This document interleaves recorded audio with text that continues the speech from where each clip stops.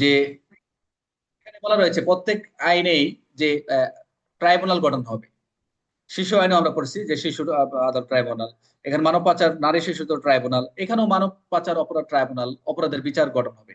এখানে যা যা দেখতেছেন, শিশু থাক যাই থাক না কেন, এখানে সমস্ত কথা বলা রয়েছে যে এখানে কারা কারা দায়িত্বে থাকবে। একটু একটু মনে নেই, বেসিকটা একটু দেই। এখানে যে রিটার্নটা থাকবে এত তো লম্বা, এটা আলোচনা বেশি করবো না। এখানে বলছে 21 ধারায় বলছে যে মানব পাচার অপরাধ যখন ট্রাইব্যুনাল গঠন হবে, এই আইনের অপরাধ সময় দ্রুত বিচারের উদ্দেশ্যে, প্রথম বলছে যে দ্রুত বিচারের উদ্দেশ্যে সরকারে গেজেট করবে, করে দায়রা জজ, মনোযোগ দেন, কারা থাকবে, দায়রা জজ, অতিরিক্ত দায়রা জজ, পদমর্যাদার বিচারকের সমন্বয়ে জেলার মানব পাচার অপরাধ ট্রাইব্যুনাল গঠন করতে পারে। জাস্ট এইটুকু মনে রাখেন, বাকিটা আমি আসতেছি। এখানে যা আছে, এখানে 4 এবং 5 মনোযোগ দেন। 21-এর 4-5 আপনাদের ইম্পর্টেন্ট। বলছে যে আঞ্চলিক অধিক্ষেত্র অপরাধ ব্যবহার অংশে সংঘটিত হয়েছে, মানব পাচার শিকারী ব্যক্তিকে যে অঞ্চল থেকে উদ্ধার করা হয়েছে, তিনি যে অঞ্চলের অধিবাসী, সেই অঞ্চলের অধিক্ষেত্রে ক্ষমতাগত ট্রাইব্যুনাল উক্ত বিচার করতে পারবে। এটা একটা বিষয়, মনোযোগ দেন। যেখান থেকে উদ্ধার করছে সেখানেই বিচার করা যাবে। আরেকটা মনে করে দেখেন, 5 নম্বর, বাংলাদেশের রাষ্ট্রের সীমানার বাইরে বাংলাদেশি কোনো নাগরিক, বাংলাদেশের সীমানার বাইরে না বাংলাদেশের কোনো নাগরিক, যেমন বাংলাদেশের আমি আমি যদি ইন্ডিয়ায় কোনো যদি কার্যক্রম পরিচালনা করি, কোনো কোম্পানি বা কোনো স্বভাবত বাংলাদেশে আবাসী হ্যাবিচুয়ালি রেসিডেন্ট ইন বাংলাদেশ, এমন কোনো ব্যক্তি আইনের অধীন কোনো অপরাধ সংগঠন করলে তিনি যে ট্রাইব্যুনাল আঞ্চলিক অধিক্ষেত্র অধিবাসী ছিলেন, অথবা কোম্পানির ক্ষেত্রে কোম্পানি নিবন্ধিত অফিস যে অঞ্চলে অধিক্ষেত্র ছিল, সেই ট্রাইব্যুনাল অপরাধ বিচার করতে পারবে। মনোযোগ দেন, এটা রিটেনের প্রশ্ন। রিটেনের প্রশ্ন মানে কিছু কিছু সেকশন আছে, এগুলো অনেকে পড়ে না, এগুলো হচ্ছে রিটেনের প্রশ্ন। এখানে দেখেন, একটা উদাহরণ দেখলে বুঝবেন। রাশেদ একজন বাংলাদেশের নাগরিক, রাশেদ একজন বাংলাদেশের নাগরিক, তিনি কাজের সুবাদে দুবাই থাকাকালে এই আইনের অধীন অপরাধ সংগঠন করেন। তার মানে কি, সে রাশেদ বাংলাদেশের নাগরিক, কিন্তু সে যে কোনো কাজের সুবাদে সে কোথায়, দুবাই থাকাকালে এখানে একটা মানব পাচার অপরাধ সংগঠিত হয়েছে এই তার দ্বারা। রাশেদের স্থায়ী ঠিকানা ঢাকা জেলার মধ্যে অবস্থিত। এখন কোন আদালতে মামলা করবে, কে বলতে পারবেন? কোন ট্রাইব্যুনাল মামলা হবে? ঢাকা জেলার ট্রাইব্যুনালে মামলা হবে স্যার। গুড।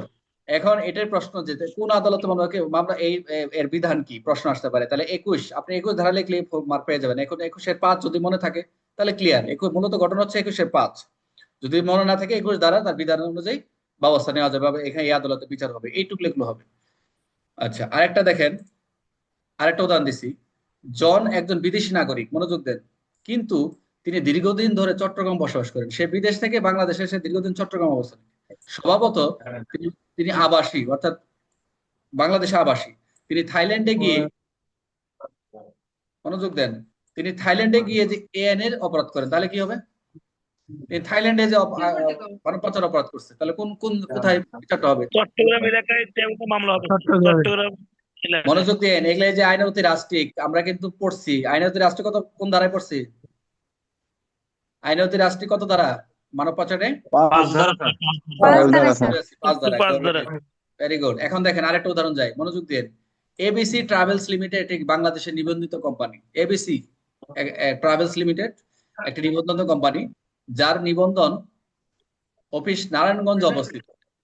একটা নিবন্ধন, একটা কোম্পানি, ওই ট্রাভেলস বা ট্যুর যেটাই বলে না কেন, এখন সে এটা নারায়ণগঞ্জে অবস্থিত। কোম্পানিটির কর্মকর্তারা বিদেশে এই আইনের অপর সংগঠন করে, তাহলে কোথায় কোন আদালতে বিচার মামলা করতে পারবে, বিচার হবে? নারায়ণগঞ্জ ট্রাইব্যুনালে স্যার।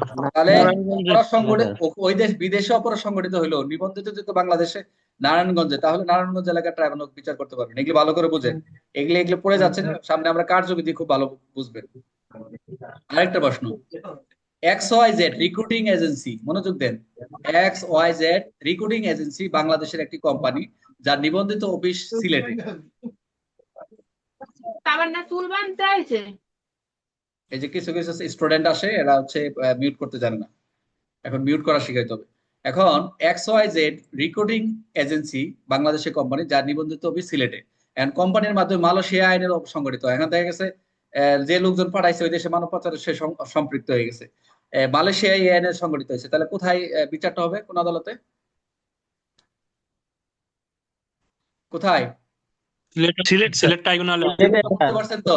যে অর্থাৎ যাই হোক না কেন, বাংলাদেশ যে নাগরিক যে দেশেই থাকুক না, মানে যেখানে থাকুন, তার অফিস টফিস যেখানে আছে নিবন্ধে সেখানে কিন্তু হচ্ছে, সে যেখানে অপরাধ করো না কেন। এখন আরেকটা দেখেন, মনে রাখার জন্য দিছি, অপরাধ কোথায় হয়েছে তা নয়, দেখবে ব্যক্তির বাসস্থান ও কোম্পানি নিবন্ধিত অফিস, এটা মনে রাখবেন যে 21 ধারাটা। অপরাধ হয়েছে কোথায় তা নয়, দেখবে ব্যক্তির বাসস্থান ও কোম্পানি নিবন্ধিত অফিস কোথায়, এটা হচ্ছে মূল কথা। এখন 21 ধারা পড়লাম আমরা, হচ্ছে আমরা 21 ধারা যেটা দেখলাম, যেটা হচ্ছে মূল টাইটেল বা সূচিটা হচ্ছে মানব পাচার অপরাধ দমন ট্রাইব্যুনাল গঠন। এখন কিন্তু প্রশ্ন যে বিতর্ক করে, এরকম একটা ঘটনাতে একটু সাজায় দিল যে এটা কোথায় হয়, তখন কিন্তু সবাই ধারা পেঁচ লাগাই দিবে, উত্তর লিখতে পারবে, অনেকে লিখবে আইনগত রাষ্ট্রিক, কেউ লিখবে ফৌজদারি কার্যবিধি 188, কেউ লিখবে পেনাল কোডের 3-4, মানে যার যেরকম মন চায় লিখতে থাকবে। কিন্তু প্রশ্ন করছে মানব পাচার আইন থেকে 21 ধারা থেকে, সবাই কিন্তু পেনাল কোড ধরাবে, নারী ধরাবে, ওই যে কার্যবিধি ধরাবে, আবার এদিকে ওই যে পেনাল কোডে 3-4 ধারা আছে, 2-3-3-4 যে ধারাগুলো, এগুলা দিয়ে বলতে।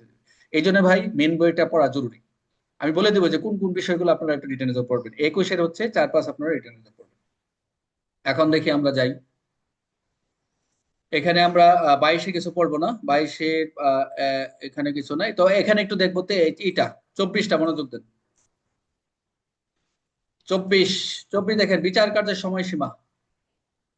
বিচার কার্যের সময়সীমা একটু মনোযোগ দেন সবাই। যে আদালত, যে ট্রাইব্যুনাল যে বিচার কার্যক্রম পরিচালনা করবে, পরীক্ষা এমসিকিউ আসে যে এই আইনের যদি অপরাধ সংঘটিত হয়, অভিযোগ গঠনের কত কার্য দিবসের মধ্যে শেষ করবে। যদি প্রথমে আসে কত কার্য দিবস, 180 কার্য দিবসের মধ্যে ট্রাইব্যুনাল বিচার কার্য সম্পন্ন করবেন, এটা হচ্ছে এমসিকিউ। বিচার কার্যের সময়সীমা হচ্ছে আমাদের 24। এই আইনের অধীন সংঘটিত অপরাধের অভিযোগ সংগঠনের কত দিনের, 180 দিনের ভিতরে সেটা শেষ করবে। তবে আদালত যদি এই বিচার কার্যকে যদি ব্যর্থতাকে কোনো বাতিল করবে না, তবে যদি মনে করতে সমর্থ না হয় বা এটাকে আরো কিছুদিন বাড়ানো দরকার, এটার কি কারণে ব্যর্থ হচ্ছে না, মানে এটাকে আর একটু টাইম দরকার, তাহলে সুপ্রিম কোর্ট কি করবে, এটা একটা রিপোর্ট দিতে হবে এত দিনের ভিতরে এই কারণে হয়েছে, তাহলে 10 কার্য দিবস। যে বিচার কার্য সম্পন্ন যদি ব্যর্থতা আর বাতিল না করে, কিন্তু ট্রাইব্যুনাল উক্ত সময়ের মধ্যে কি করবে, বিচার কার্য সম্পন্ন করতে সমর্থ না হওয়ার কারণ ব্যাখ্যার 10 কার্য দিবসের মধ্যে বাংলাদেশ সুপ্রিম কোর্টে হাইকোর্ট বিভাগে প্রতিবেদন করবে। এটা খুবই ইম্পর্টেন্ট।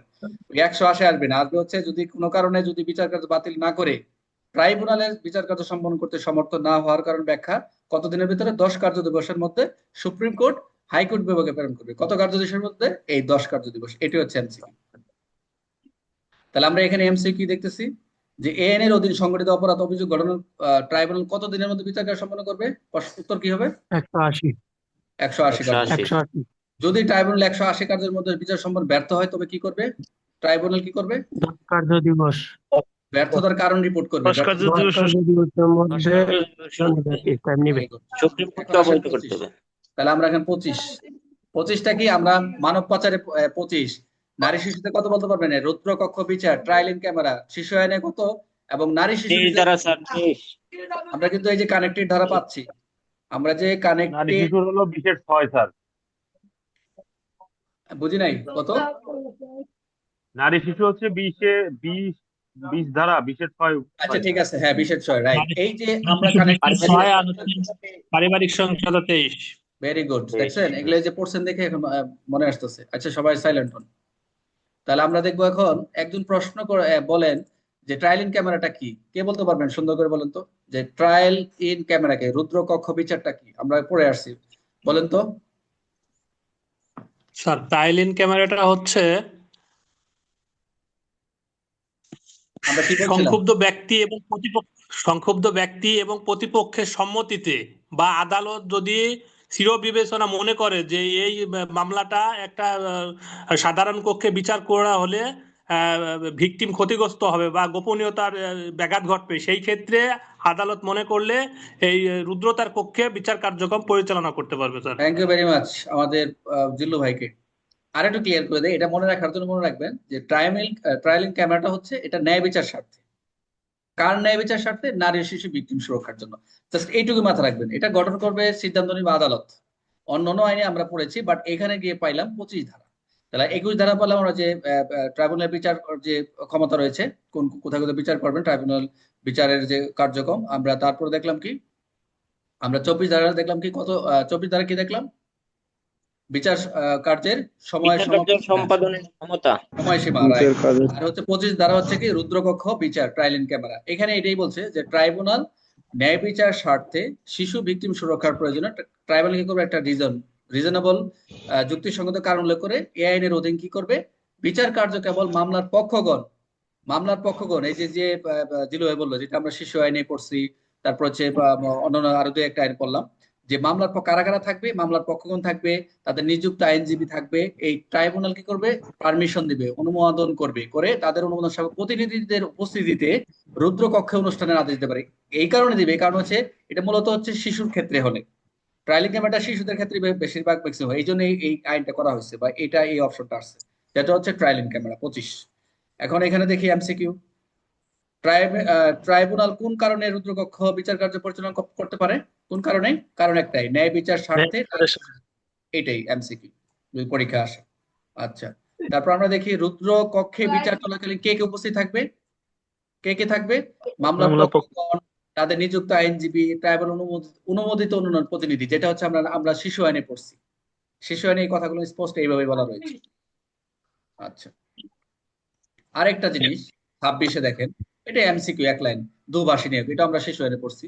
অনেক সময় কিছু কিছু শিশু থাকবে বা সাক্ষী থাকবে, তারা হচ্ছে তারা হচ্ছে কি বলা হয়, তারা বুবা সাক্ষী, অথবা তারা হচ্ছে যেকোনো আইনের সংস্পর্শ সাক্ষী হয়েছে, বা তারা যে কোনো ভাবে সাক্ষী হয়েছে, এখন তারা তো কথা বলতে পারতেছে, তারা যে এই যে তারা যা ইশারা ইঙ্গিতে যাদের কথা বলতেছে, এখন এদের এদের কি করবে, এদের বিচারের পর্যায়ে মানব পাচারের শিকার যদি এরকম পাওয়া যায়, তাদেরকে সাক্ষী হিসেবে অনুবাদক, ট্রান্সলেটর বা দুভাষী ইশারা ভাষার দুভাষী নিয়োগ করার অনুরোধ করতে পারে।